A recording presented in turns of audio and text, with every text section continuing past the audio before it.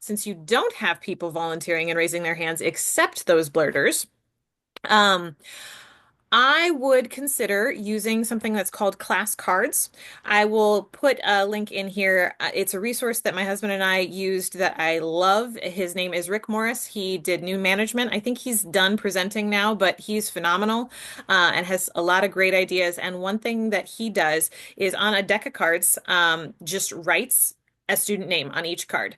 And so you only have as many kids as you have in that card. You shuffle them, which is fun. Like kids like shuffling cards. And so you shuffle them. Sometimes I'll fan them out and have a kid pick a card. Sometimes you just grab one randomly.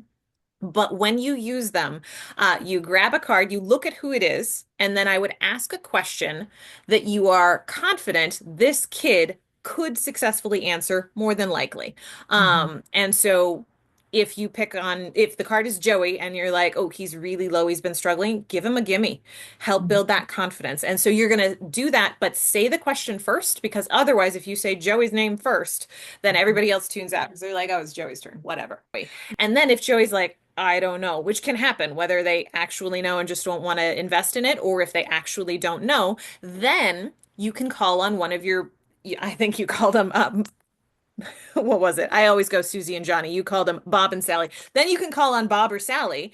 They can answer the question, but the key is you go back to Joey and you say, okay, Joey, you don't know the answer. Let's see. It looks like Sally does. Sally, what do you think? And Sally shares the answer and then tell her if she's right. Yep, right on. Joey, what's the answer to? And then repeat the question, Ah, forcing Joey to answer the question accurately, building that ability and confidence and showing him there is no opt out. Like you can't just not answer the question. You will answer it even if someone else has to do it first, either yeah. because you're refusing or because you honestly don't know. And that means that if you're forcing him to come back, it's going to build that engagement because he's like, I don't want to have Sally answer all my questions first.